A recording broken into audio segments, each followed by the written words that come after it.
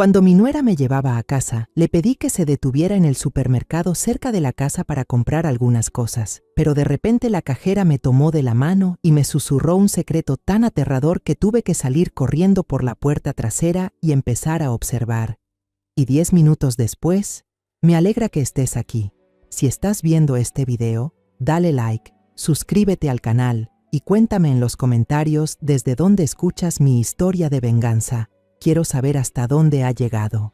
Salí de la iglesia. El sol del mediodía me dio de lleno en la cara y tuve que entrecerrar los ojos.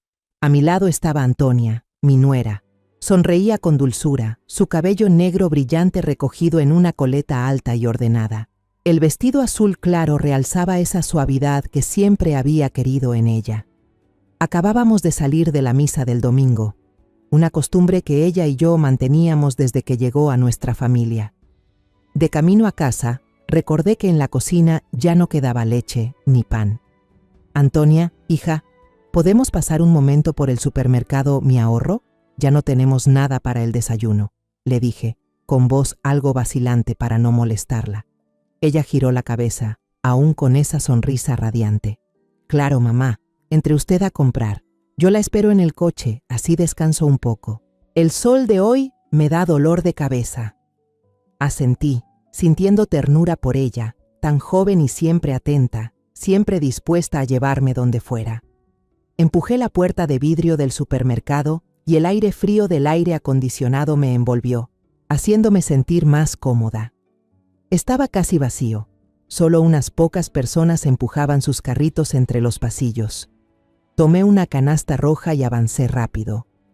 Elegí un pan fresco, una caja de leche y algunas verduras para la cena. Todo parecía normal, como cualquier otro día. Me repetí que debía apurarme para que Antonia no esperara demasiado. Al llegar a la caja, me coloqué detrás de una joven que compraba pañales. Cuando me tocó el turno, la cajera, una muchacha con una placa que decía Josefina, me saludó con una sonrisa amable. Escaneó mis productos y el sonido del bip se repitió una y otra vez. Busqué monedas en mi cartera, pero mis manos temblaban más de lo habitual. Quizá por la edad. Algunas monedas cayeron al suelo y rodaron bajo el mostrador. Murmuré una disculpa y me agaché a recogerlas, algo avergonzada por mi torpeza. Cuando levanté la vista, me quedé helada. El rostro de Josefina había cambiado por completo. Su sonrisa desapareció y en sus ojos había una expresión de alarma. Se inclinó sobre el mostrador y me tomó de la muñeca con fuerza. Sus manos estaban frías, temblorosas, como si tratara de contener el miedo. «Señora, por favor», susurró, con la voz entrecortada y tan baja que tuve que esforzarme para oírla. «No beba el agua que su nuera le va a dar cuando salga al coche». Me quedé paralizada. La caja de leche casi se me cayó de las manos que temblaban sin control. El corazón me golpeaba el pecho. ¿Qué dices, hija?», balbuceé, desconcertada. Mi mente se nubló. No podía comprender sus palabras. Josefina negó con fuerza y se llevó un dedo a los labios, pidiéndome silencio. Sus ojos asustados se movieron hacia la gran ventana del supermercado. Instintivamente seguí su mirada. A través del vidrio vi el coche de Antonia estacionado. Ella estaba en el asiento del conductor, con el teléfono en la mano, pero su mirada, fría y fija, no se apartaba de la puerta del supermercado. Su postura me heló la sangre. Parecía un depredador esperando el momento justo para atacar, paciente y calculador. Jamás la había visto así. Siempre había sido dulce, sonriente, la que me preparaba té de jengibre cuando me sentía cansada, la que me recordaba tomar las pastillas. Pero la mujer que veía ahora me resultaba completamente desconocida. «Créame, señora», susurró Josefina, todavía temblando. Me entregó las vueltas y el recibo con manos apresuradas, como si temiera que alguien la descubriera. «Váyase con cuidado». Se dio la vuelta y siguió atendiendo a la siguiente persona, fingiendo normalidad. Pero yo vi cómo le temblaban las manos, apretando el bolígrafo con fuerza para no delatar su miedo. Me paré frente a la puerta de vidrio del supermercado, con el corazón latiendo tan fuerte que parecía querer salirse del pecho. Sabía que no podía salir directo al coche. No podía enfrentar a Antonia mientras mi mente era un caos. Mis piernas temblaban, pero sabía que debía hacer algo para confirmar la verdad, por más aterradora que fuera. Respiré hondo, tratando de mantener la calma, y me giré hacia el final del pasillo del supermercado, donde había un guardia de seguridad de pie. El guardia era un joven corpulento, de rostro amable, que miraba su teléfono. Me acerqué, intentando que mi voz sonara débil. «Hijo, me siento un poco mareada», le dije, llevándome la mano al pecho para reforzar mis palabras. «Quisiera salir a tomar un poco de aire, pero la puerta principal está muy llena. Demasiado ruido. ¿Hay alguna otra salida que pueda usar?» Él levantó la mirada, con expresión comprensiva. Tal vez me vio como una anciana frágil, de cabello canoso y con un suéter viejo, y no sospechó nada. «Sí, puede salir por aquí, señora», dijo, señalando un pasillo pequeño junto a los baños.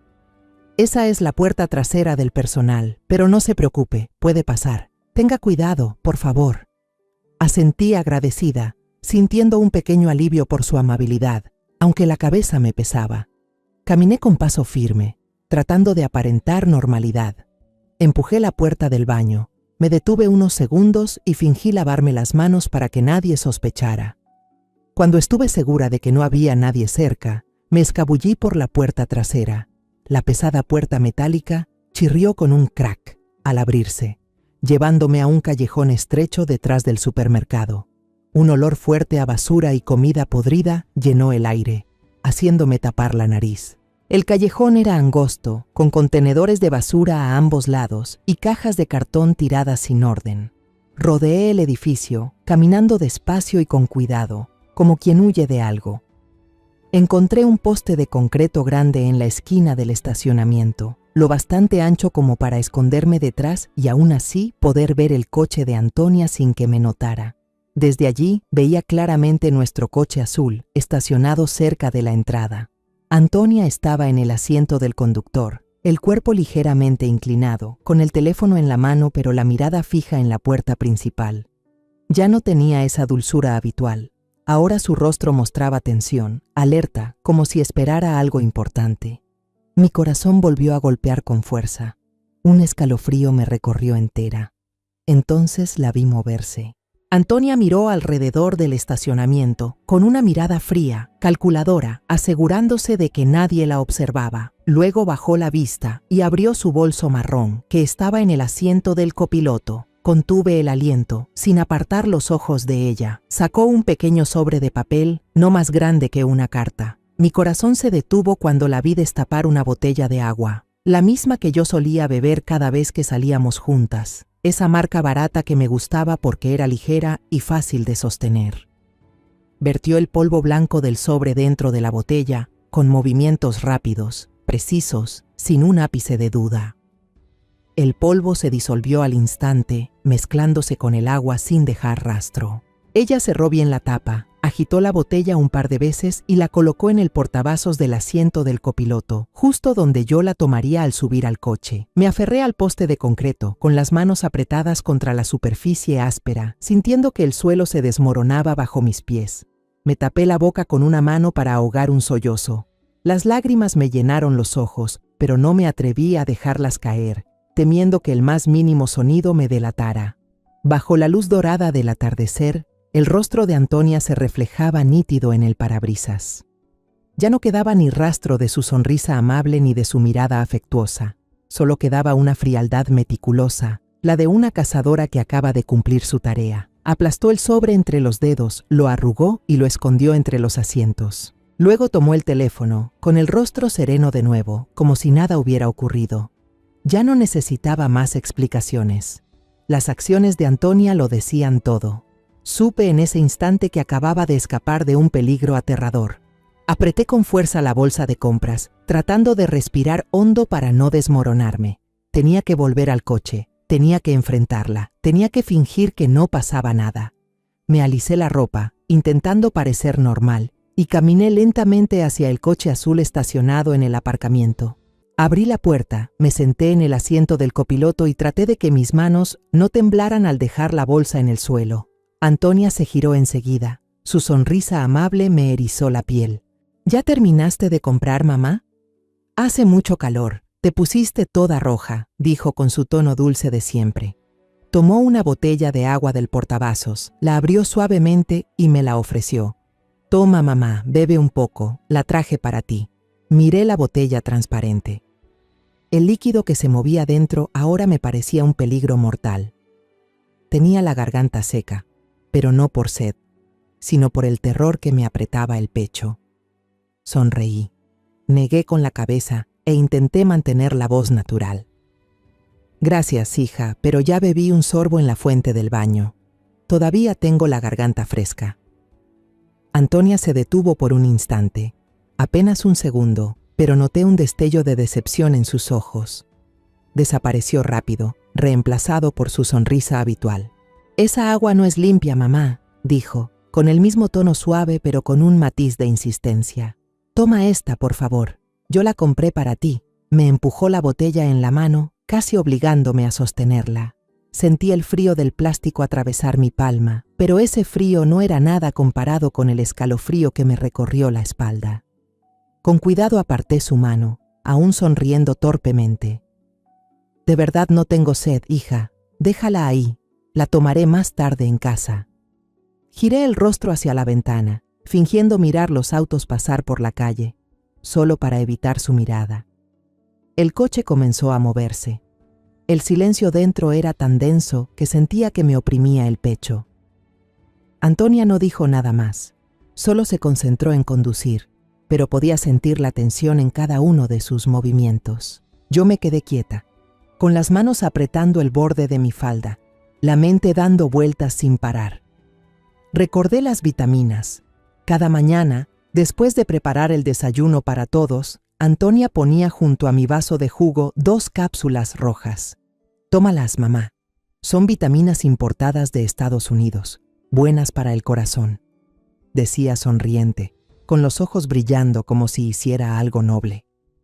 Yo le creí en ese cuidado suyo, y las tomé obedientemente durante 3 meses, sin fallar un solo día.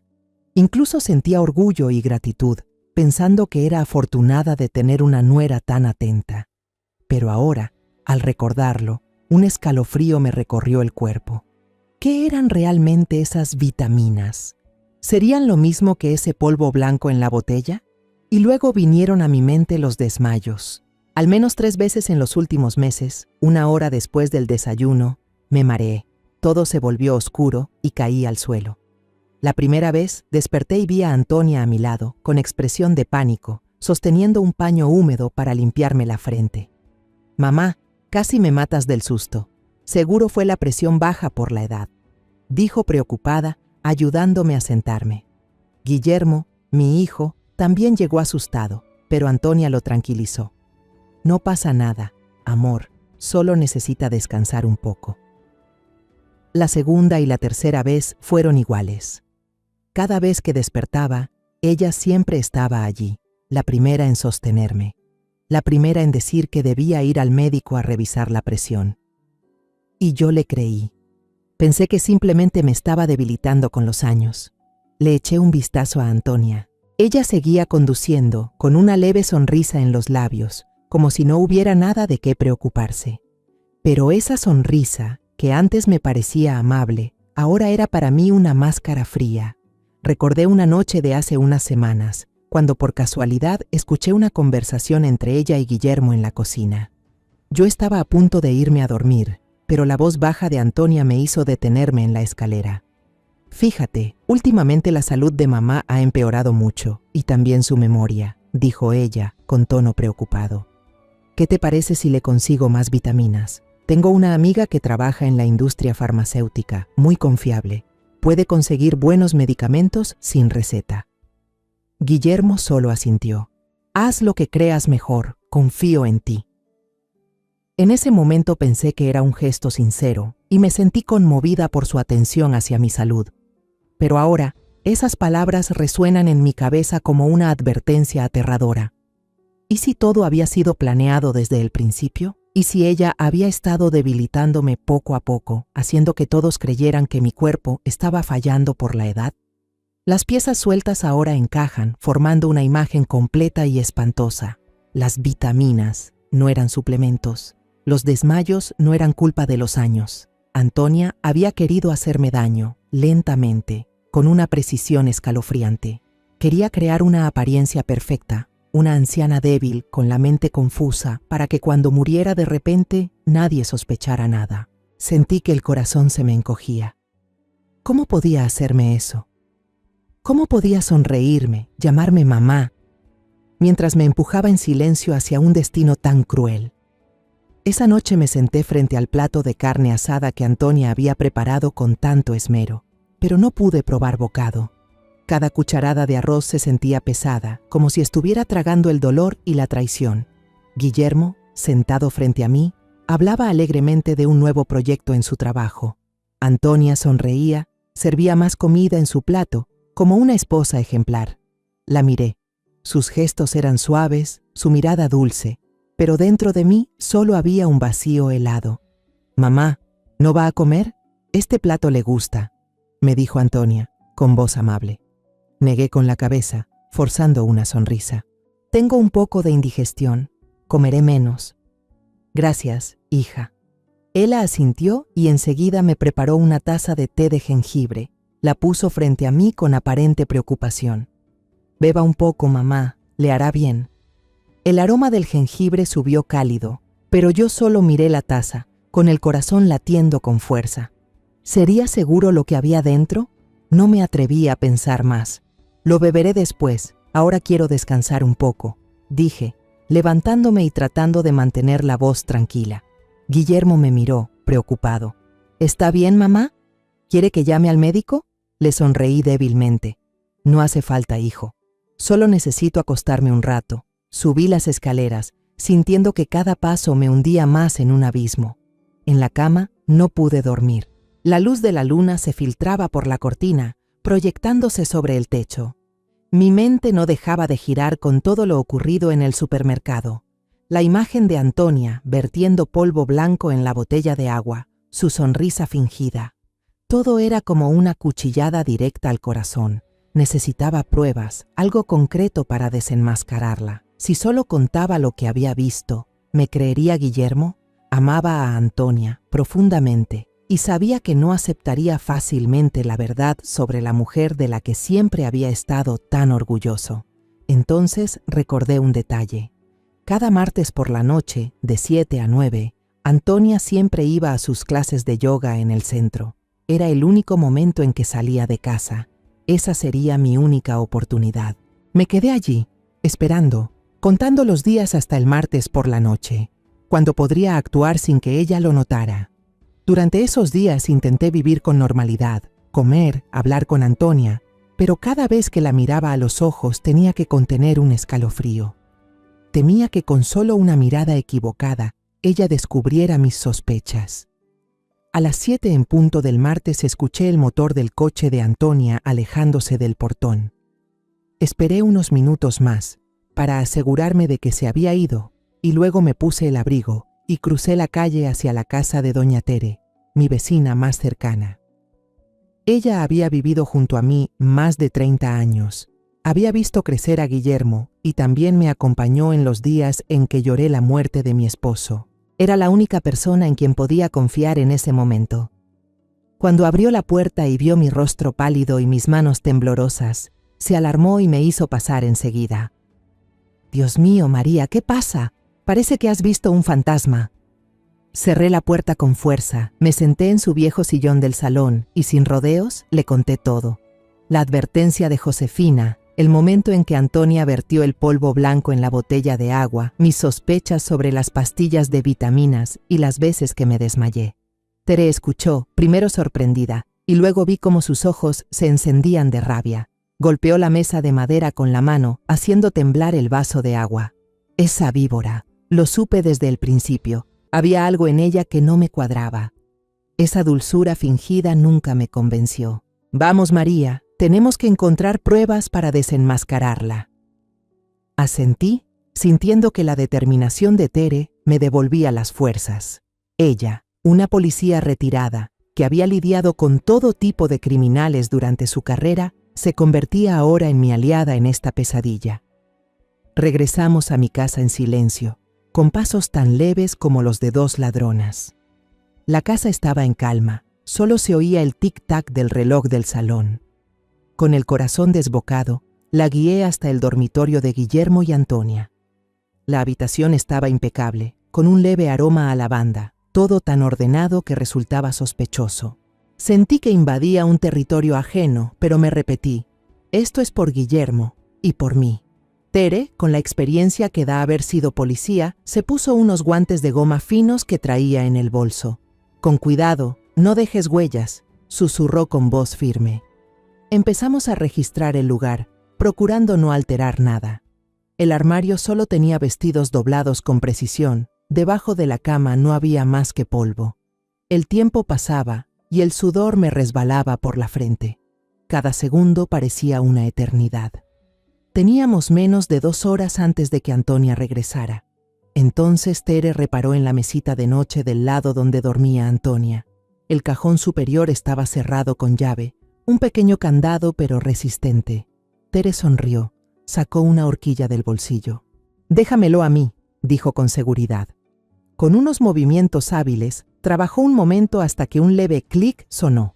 El cajón se abrió. Contuvimos la respiración y lo deslizamos lentamente.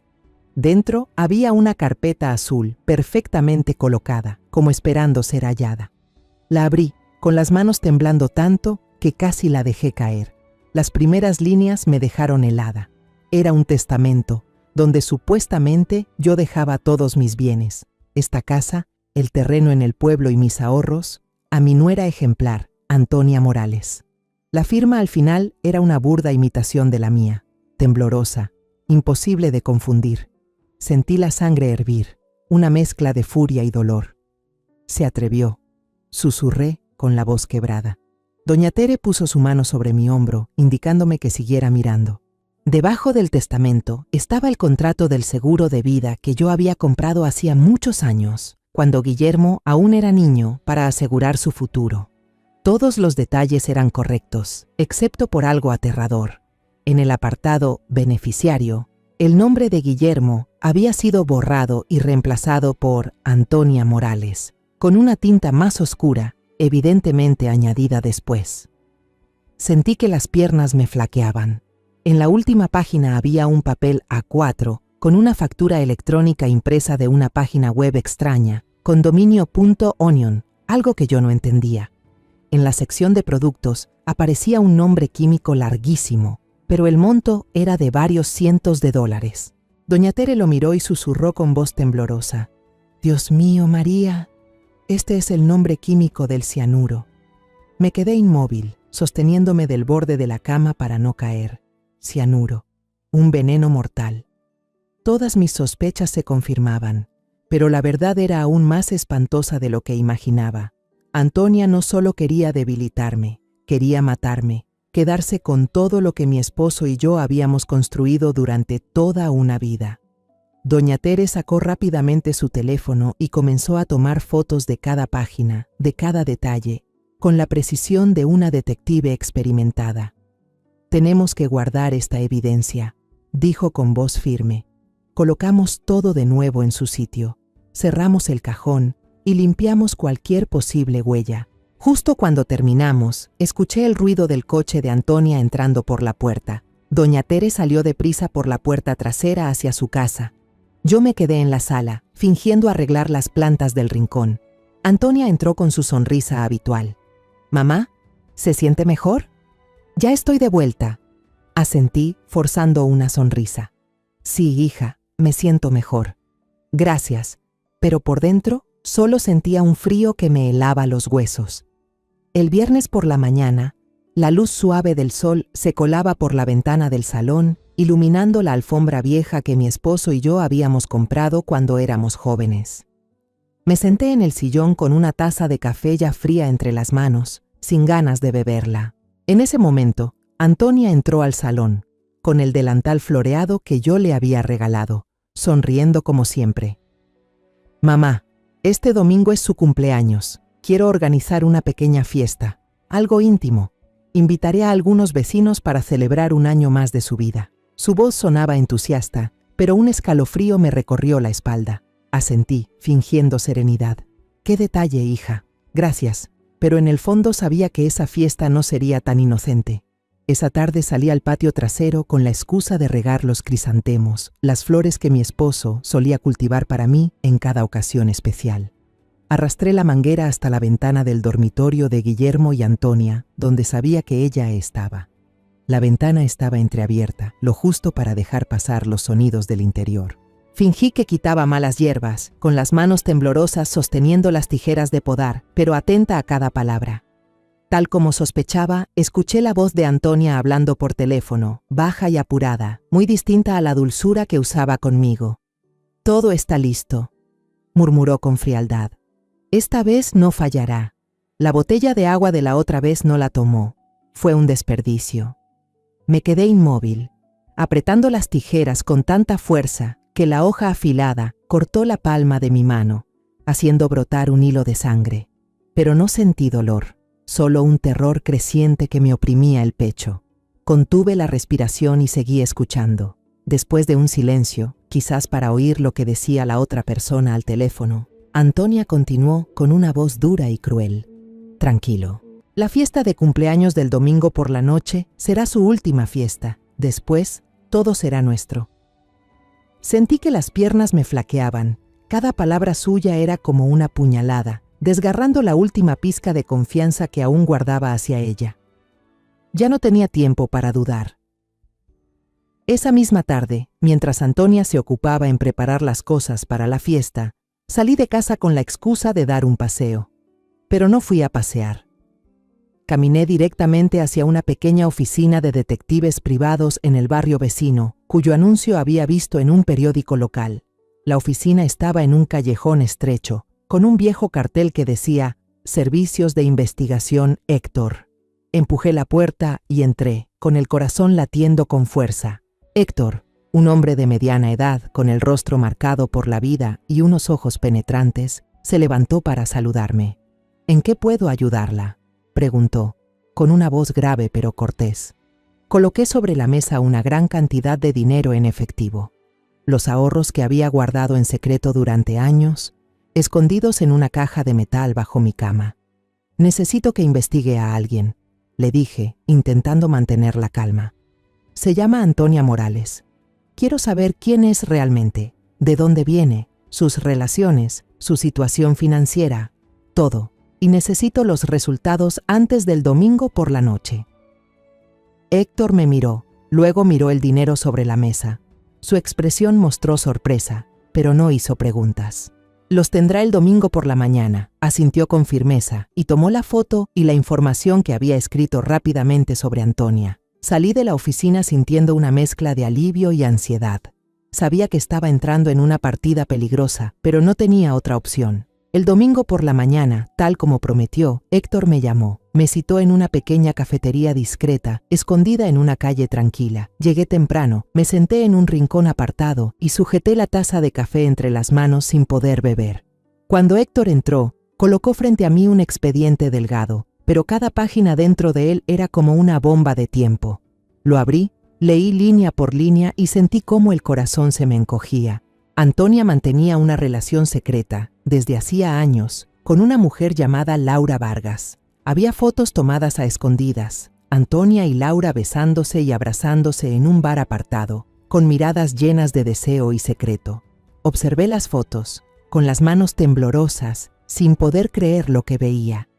Héctor continuó, con voz firme pero cargada de peso. «Laura Vargas no es una persona común. Tiene reputación en el mercado negro. Se dedica a vender productos químicos prohibidos y venenos peligrosos. La factura del cianuro que encontró probablemente esté relacionada con ella». Sentí que el mundo me daba vueltas.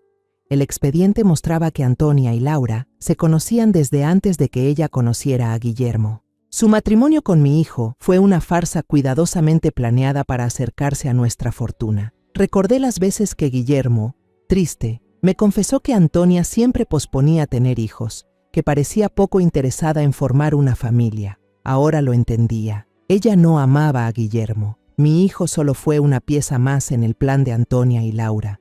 Apreté el expediente con fuerza mientras las lágrimas caían en silencio. El dolor por la traición de Antonia se mezclaba con la tristeza por Guillermo. Él la había amado sinceramente, había entregado su corazón para construir un hogar, pero todo había sido una mentira. Me levanté, guardé el expediente en mi bolso, sintiendo que el peso del mundo entero caía sobre mis hombros.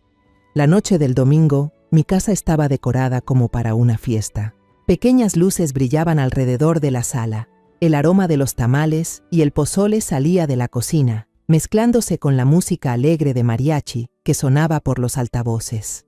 Antonia había preparado todo a la perfección, desde la mesa llena de comida hasta los ramos de crisantemos frescos en el centro. Llevaba un vestido rojo de Gucci, el cabello rizado con cuidado, el maquillaje impecable y una sonrisa radiante que no se borraba mientras saludaba a los invitados. Yo llevaba un vestido azul oscuro, el mismo que Guillermo solía decir que me hacía ver más joven, e intentaba sonreír mientras daba la bienvenida. La señora Tere llegó, su mirada aguda se posó en mí, y nos saludamos con un leve asentimiento. La mesa comenzó a llenarse, los vecinos reían, conversaban y brindaban con los jugos que Antonia había preparado. Noté que ella colocó un vaso de jugo de naranja justo frente a mi asiento, en el lugar más destacado. El color era un poco más oscuro que los demás, como si hubiera sido preparado de manera especial. Sentí un sudor frío bajar por mi cuello, pero mantuve la calma, charlando como si nada pasara. Entonces vi a Antonia entrar sigilosamente en la cocina, llevando mi vaso de jugo. Dije que iba a buscar más hielo para el vaso de la señora Tere y la seguí, manteniendo cierta distancia.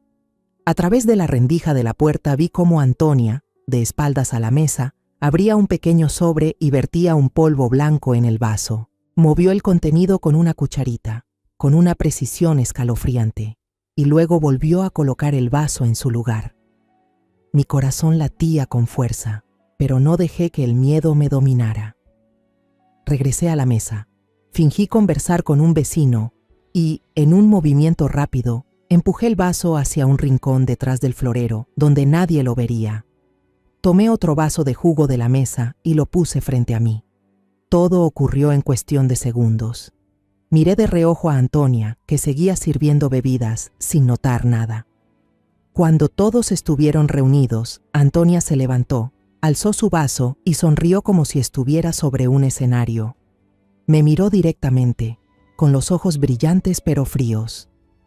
«Hoy es un día especial», dijo con voz dulce que llenó la habitación.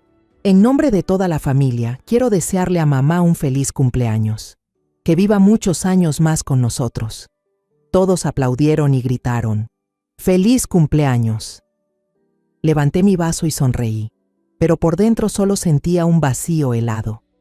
Aquellas palabras, «que viva muchos años más», sonaron como una burla cruel. Antonia llevó el vaso a los labios y bebió un gran sorbo. Pero en cuanto lo tragó, su sonrisa desapareció. Comenzó a toser con fuerza, llevándose las manos al cuello, los ojos muy abiertos. El vaso cayó al suelo y se rompió, las esquirlas brillando bajo las luces. Señaló hacia mí, intentando hablar, pero solo salieron sonidos ahogados. Luego cayó al suelo, convulsionando sobre la madera. El pánico se apoderó de todos. Guillermo gritó y corrió hacia ella, pálido. «¡Antonia! ¡Antonia! ¿Qué te pasa?». La señora Tere, con la calma de una ex policía, llamó de inmediato a una ambulancia, su voz firme entre los gritos. Yo me quedé de pie, paralizada, aferrándome al borde de la mesa para no caer. Entonces comprendí lo horrible de la situación. Antonia había bebido el vaso que yo había apartado. Tal vez había preparado uno especial para sí misma, pero en medio del caos lo confundió. Un escalofrío recorrió mi espalda. No quería esto. No quería que nadie sufriera, ni siquiera quien había intentado matarme, pero no tuve tiempo de pensar más. La sirena de la ambulancia sonó afuera y todos se apresuraron a abrir paso para que los paramédicos se la llevaran. En el hospital, el aire era tan denso que costaba respirar. Guillermo estaba sentado en el pasillo, con la cabeza entre las manos y los ojos enrojecidos. Quise abrazarlo, decirle algo para consolarlo, pero no encontraba palabras. Yo misma estaba hecha un nudo por dentro. El médico salió con el rostro serio. Ella fue envenenada gravemente. Sospechamos que con cianuro. Estamos haciendo todo lo posible, pero su estado es muy crítico. La palabra cianuro me atravesó el pecho como una cuchillada. Miré a Guillermo y lo vi paralizado, incapaz de creer lo que acababa de oír. La policía llegó poco después y el hospital se convirtió en una escena de investigación. Mientras todos estaban confundidos, el teléfono de Antonia, que estaba sobre la mesa, empezó a vibrar sin parar. La pantalla se iluminó mostrando el nombre Laura. Un joven policía, tal vez inexperto en este tipo de situaciones, contestó el llamado para informar lo sucedido. Pero antes de que pudiera decir algo, una voz femenina, chillona y emocionada, sonó del otro lado. ¿Y bien? ¿La vieja ya se fue? ¿Lo tomó, verdad? Ya casi podemos celebrar. El policía se quedó helado. Su expresión cambió de sorpresa a seriedad. Carraspeó y respondió con voz fría. Habla la comisaría de policía de la ciudad. Del otro lado hubo un silencio, seguido por el seco sonido de la llamada cortada.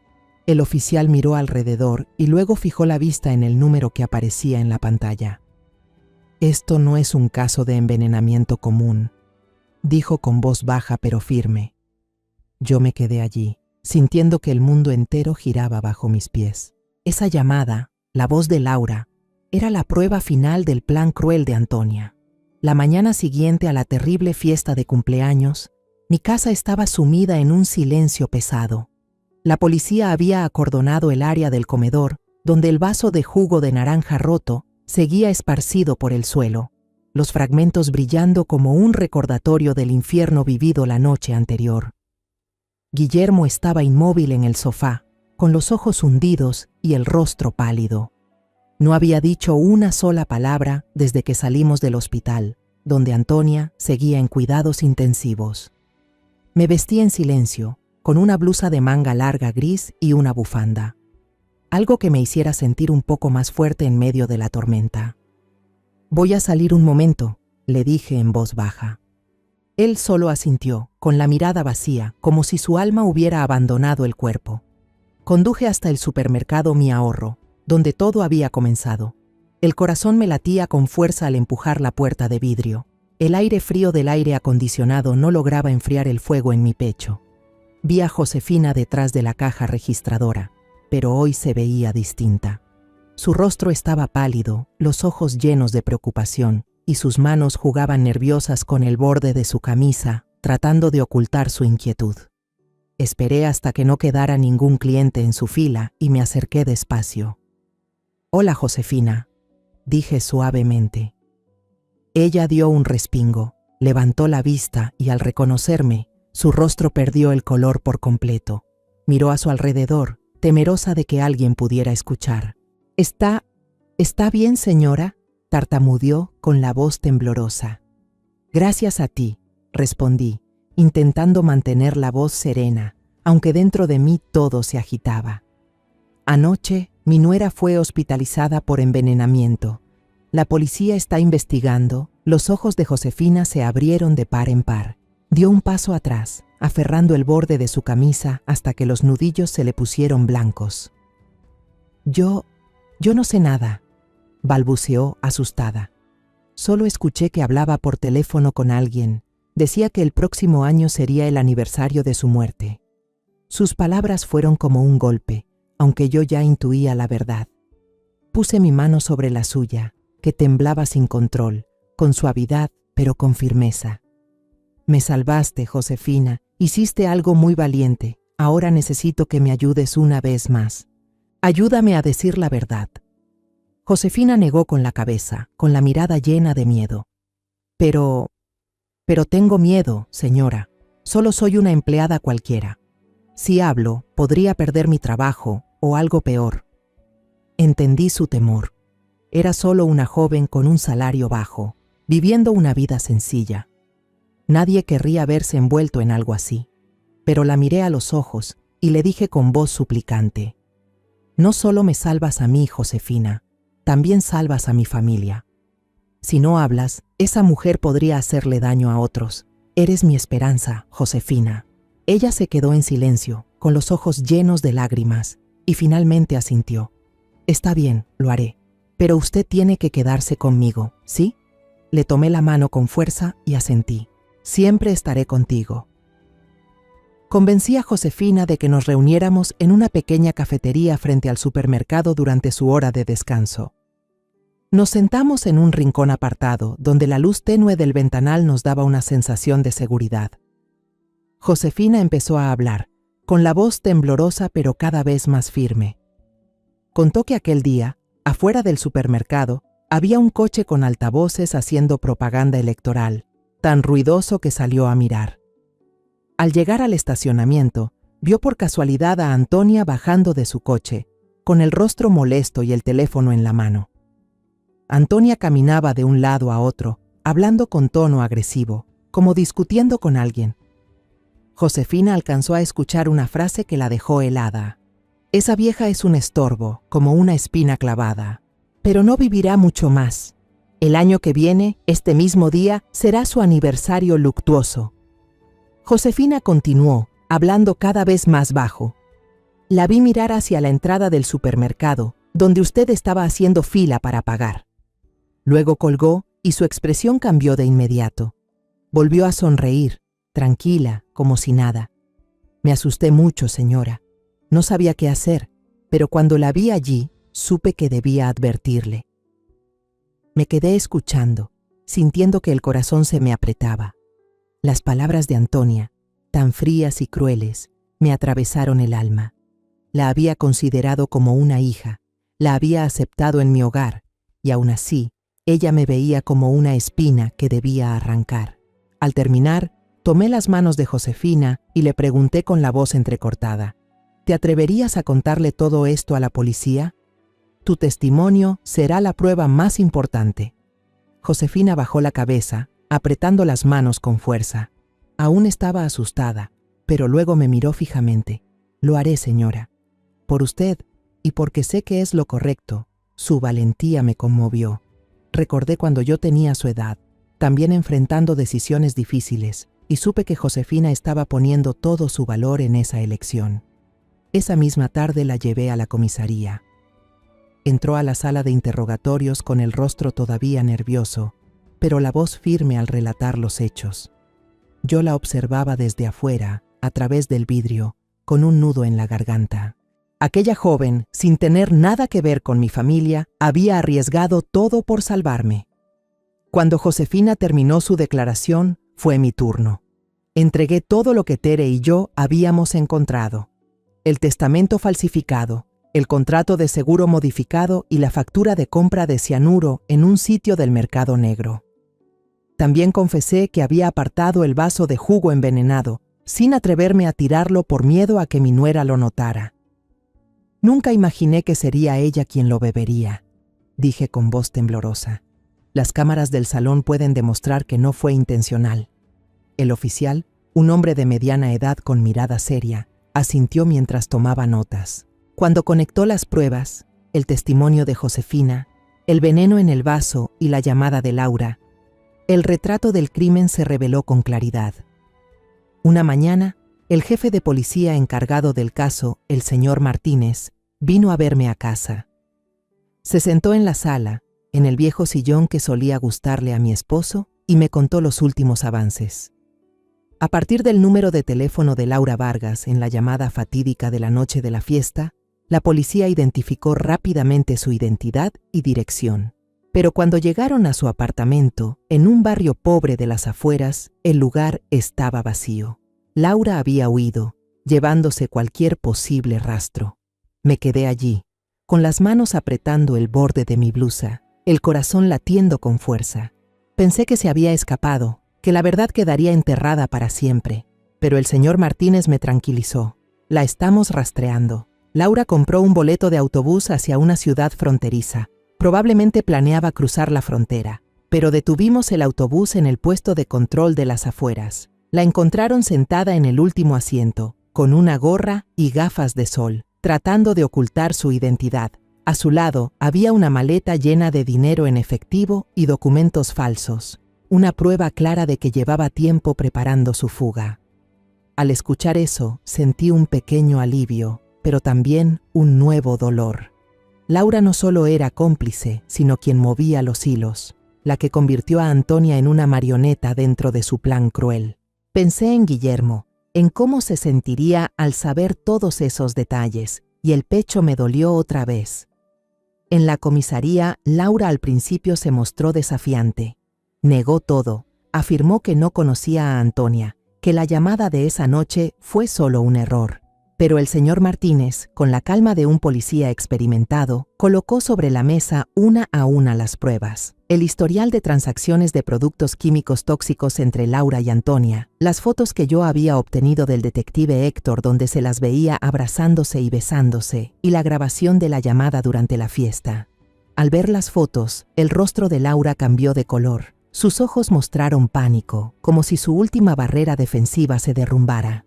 El señor Martínez me contó que usó su último recurso psicológico. Antonia salió del peligro. Está cooperando con nosotros para obtener clemencia. La que hable primero siempre tiene ventaja, señorita Vargas. ¿De verdad quiere pasar su juventud en prisión para proteger a alguien que ya la traicionó? Esa fue la gota que colmó el vaso. Laura se desplomó sobre la mesa, rompió a llorar y empezó a confesarlo todo. Lo escuchaba contarme eso y sentía que estaba viendo una película de terror, pero con mi propia familia como protagonista. Laura confesó que ella y Antonia se amaban desde hacía años, antes incluso de que Antonia conociera a Guillermo. Su plan estaba cuidadosamente trazado. Antonia se casaría con Guillermo, un hombre bueno y fácil de manipular para acceder a la fortuna de mi familia. Desde el principio, su objetivo era yo.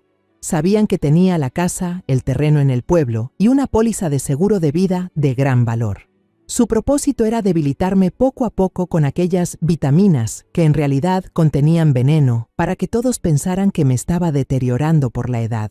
Cuando llegara el momento oportuno, me darían el golpe final, como con el vaso de jugo en la fiesta, y así se librarían de mí sin levantar sospechas. Luego, Antonia heredaría mis bienes, cobraría el seguro y juntas escaparían para comenzar una nueva vida.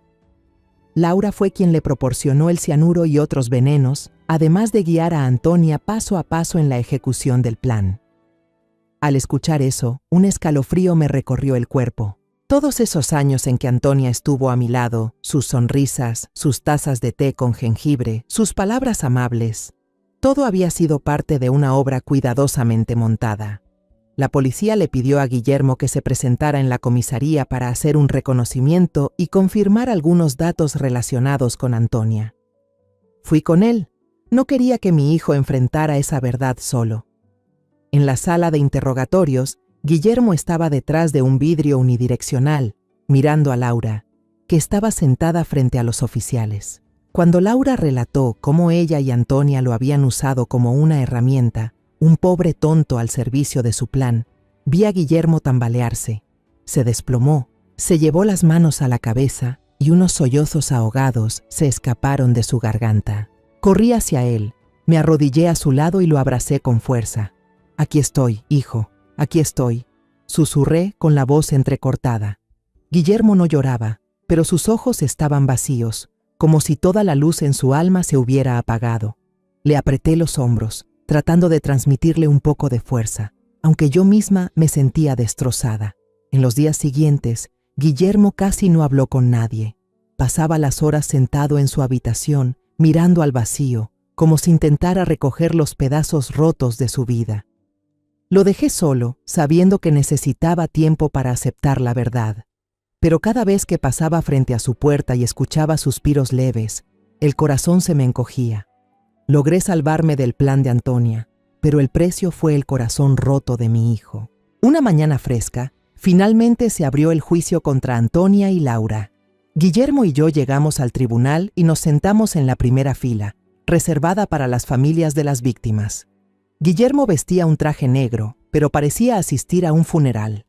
El funeral del amor y la confianza que alguna vez tuvo por Antonia. Le tomé la mano. La apreté suavemente, esperando transmitirle algo de valor, aunque yo también temblaba. Cuando Antonia y Laura entraron por puertas separadas, la sala quedó en un silencio absoluto. Antonia ya no tenía el brillo de antes. Su cabello negro, que solía llevar en ondas, ahora estaba corto. Su rostro, demacrado y pálido, y sus ojos fijos en el suelo, como si no pudiera enfrentar a nadie. Laura, en cambio, levantaba la cabeza con una mirada desafiante, pero sus manos esposadas temblaban, delatando su miedo interior. El fiscal, el señor Álvarez, un hombre de mediana edad con una voz firme, subió al estrado y comenzó a exponer el caso. Hablaba con claridad, cada palabra golpeando como un martillo sobre la verdad. Se instaló una gran pantalla y comenzaron a proyectarse las pruebas, dejando la sala en completo silencio. Primero apareció el testamento falsificado, con una firma temblorosa imitando la mía, ampliada en la pantalla. El señor Álvarez señaló cada trazo, explicando: los peritos han confirmado que se trata de una falsificación muy elaborada, pero imposible de engañar a las herramientas modernas. Miré el testamento, y el corazón me dolió al recordar el impacto que sentí al encontrarlo en el cajón de Antonia. No era solo un papel, era la prueba de una traición que jamás imaginé. Luego, el señor Álvarez presentó el contrato del seguro de vida. El nombre de Guillermo había sido borrado y reemplazado con el de Antonia, impreso con tinta más oscura. Esto no fue un error, enfatizó, su voz resonando en la sala. Esto fue codicia calculada, un intento deliberado de apropiarse de los bienes de una familia inocente. Miré a Guillermo. Tenía las manos apretadas sobre el asiento, los nudillos blancos. Sabía que trataba de contenerse, pero el dolor dentro de él era imposible de ocultar. La tercera prueba fue la factura de compra de cianuro en un sitio web del mercado negro, junto con el historial de transacciones entre Antonia y Laura. Cada línea en la pantalla era como una puñalada directa al corazón. Recordé el momento en que doña Tere susurró cianuro cuando encontramos esa factura, y el mismo terror volvió a recorrerme el cuerpo. Finalmente el fiscal leyó la declaración de Josefina, con una voz pausada, enfatizando cada detalle. Josefina estaba sentada en el banco de los testigos, con las manos entrelazadas, visiblemente temblorosa, pero con la cabeza en alto. Contó la conversación telefónica que había escuchado por casualidad cuando Antonia me llamó la espina, y dijo que yo no viviría mucho tiempo más. Escuchar esas palabras me provocó un escalofrío, pero también una profunda gratitud hacia la joven que había arriesgado todo para salvarme. El fiscal concluyó enlazando los delitos: falsificación de documentos, fraude de seguros, tráfico de sustancias prohibidas y conspiración para asesinar con el fin de apropiarse de bienes. Los abogados defensores de Antonia y Laura intentaron refutar las acusaciones, pero ante pruebas tan contundentes, sus argumentos se desmoronaron, débiles y desesperados. Cuando se les permitió hablar por última vez, Laura guardó silencio. Su mirada seguía fría, pero ya sin desafío. Antonia, con voz temblorosa, solo murmuró 2 palabras: lo siento, tan bajas que casi nadie las oyó. Pero yo sí las escuché, y no me ofrecieron consuelo alguno. Solo reabrieron la herida del cariño que alguna vez le tuve, cuando la consideraba una hija. Ese dolor era una cicatriz que jamás sanaría. El juez se puso de pie, y su voz resonó firme en la sala. Antonia Morales, 18 años de prisión. Laura Vargas, 12 años de prisión. El golpe seco del mazo retumbó, cortante y definitivo, como el punto final de una trama perversa. Me quedé sentada, sintiendo que me quitaban un peso enorme, pero también un vacío insondable. Se había hecho justicia, pero el precio fue demasiado alto, no solo para mí, sino también para Guillermo, que perdió una parte de su vida. Cuando la policía escoltó a Antonia por el pasillo, pasó frente a mí. Por un instante, nuestras miradas se cruzaron. La observé directamente, no con odio, sino con una tristeza profunda. Recordé las noches en que se sentaba a mi lado, escuchando mis historias del pasado, las veces que me preparaba té de jengibre cuando estaba cansada, las sonrisas que alguna vez creí sinceras, pero ahora sabía que todo había sido una farsa. Antonia no soportó mi mirada, bajó la cabeza, los hombros le temblaron y aceleró el paso. Fue la última vez que la vi, y su imagen me perseguirá por siempre. Justo después del juicio, el abogado de Guillermo presentó la solicitud de divorcio. El trámite se resolvió con rapidez, como si se arrancara una página amarga de su historia. El tiempo pasó. La casa en la que alguna vez vivimos, llena de risas y comidas familiares, se convirtió en un espacio helado, cargado de recuerdos dolorosos. Una noche, Guillermo y yo nos sentamos juntos en la sala, bajo la luz tenue de la lámpara, y comprendimos que no podíamos seguir viviendo entre fantasmas. «Mamá, creo que deberíamos vender esta casa», dijo con voz grave pero decidida. «No quiero quedarme en un lugar donde todo me recuerde a ella». Asentí, sintiendo cómo una parte del peso se desvanecía. «Nos iremos a la casa vieja, hijo, a las afueras, donde hay sol y el jardín de tu abuela. Empezaremos de nuevo». La vieja casa estaba en un tranquilo suburbio, rodeada de campos verdes y un camino bordeado de árboles. Cuando era joven, mi madre cuidaba ese jardín con esmero, plantando margaritas y menta con su aroma intenso. Al mudarme aquí, sentí como si una parte de mi infancia regresara a esos días simples y llenos de cariño. Limpiar y organizar la casa era como una terapia para el alma. Guillermo y yo pintamos las paredes juntos, reemplazando el gris frío por un cálido tono amarillo. Tiramos las cosas innecesarias, como si estuviéramos limpiando también los recuerdos dolorosos. Me quedé en el jardín, respirando el olor de la tierra húmeda y escuchando el canto de los pájaros, sintiendo que mi corazón empezaba a recuperar su ritmo. Para mantener la mente ocupada y encontrar alegría de nuevo, decidí convertir la vieja sala en una pequeña tienda de costura. Colgué un sencillo cartel de madera en la puerta: Taller de Costura Esperanza. Ese nombre no era solo un título, sino un recordatorio para mí misma, que aunque la oscuridad cubra todo, la esperanza siempre existe. Empecé a coser, a reparar vestidos y arreglar ropa para los vecinos, y poco a poco, el taller se convirtió en un punto de encuentro para las mujeres del barrio. Organicé clases gratuitas de costura para viudas, madres solteras y chicas jóvenes que luchaban por salir adelante. Nos sentábamos alrededor de una vieja mesa de madera, cortando telas, cosiendo y compartiendo historias. Algunas hablaban de tiempos difíciles, otras reían al contar sus pequeños sueños. En esos momentos, sentía que mis heridas interiores sanaban, puntada a puntada, hilo a hilo. Guillermo también empezó a encontrarse a sí mismo. Renunció a su antiguo trabajo en una empresa de arquitectura, donde la presión y los recuerdos de Antonia lo ahogaban. En su lugar, aceptó un puesto como supervisor en un proyecto de construcción de una escuela para niños en una zona rural. Ese nuevo trabajo le dio un propósito distinto. Cada noche, al volver a casa, me contaba sobre las paredes que estaban levantando, sobre los niños emocionados, esperando el día en que la escuela estuviera lista. Vi cómo la luz regresaba poco a poco a sus ojos, aunque fuera apenas un destello.